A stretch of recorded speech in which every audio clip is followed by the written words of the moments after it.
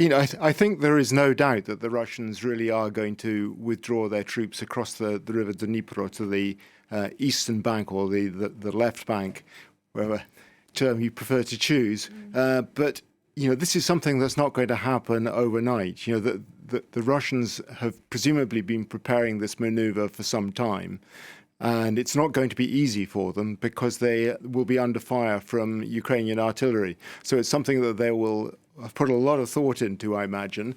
They don't want to be panicking because if the situation becomes panic-stricken, then they'll lose even more men. From the Ukrainian side, I think they're understandably cautious because there's been a lot of smoke and mirrors from the Russians over the last few weeks, and they don't want to be sucked into a trap. President Zelensky noted that there was a lot of excitement around the country about the news from Kherson, and understandably so. But again, he was saying that Ukraine and Ukrainian armed forces shouldn't get ahead of themselves. There was a lot of fighting to be done, and people would get killed in that. And he's absolutely right, of course, because there will be a significant Russian rearguard, whatever they choose to do.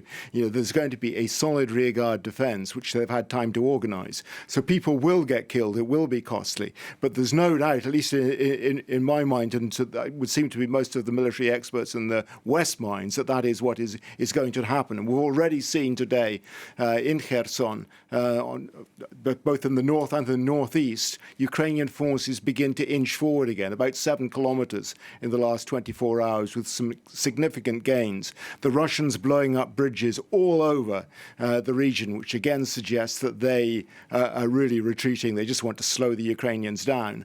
But we're getting to the point where the Russians will be seriously organizing a difficult river crossing, because this isn't some small river. It's really about 1 kilometer wide, I think, at the point of Kherson city.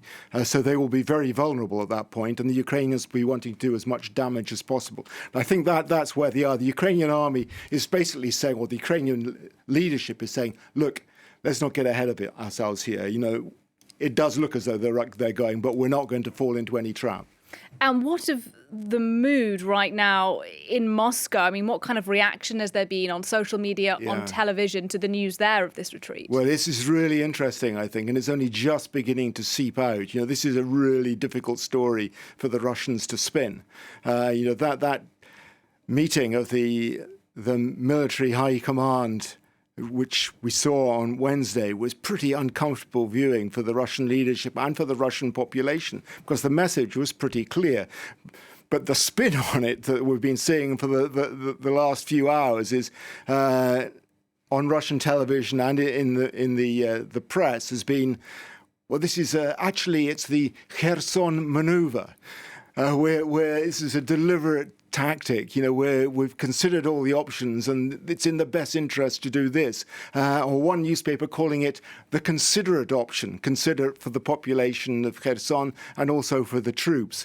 But there's nobody, I think, is going to be fooled by this. And some have also noted, quite correctly, that Vladimir Putin wasn't present at that meeting. He's the man who's ultimately responsible for this war in Ukraine. He's the one who gave the go-ahead for it. He ought to be the one who takes responsibility. But quite clearly he is not. He's trying to shift the blame, the responsibility onto the military. And that's been picked up by some Russian newspapers. Nezavisimaya Gazeta in particular honed in on the sort of theory of the infallibility of those in power and the Russian system of power in which there is one big leader, the so-called vozhd, as they call it in Russian, and points out that if you have a system like that, ultimately the buck stops with you.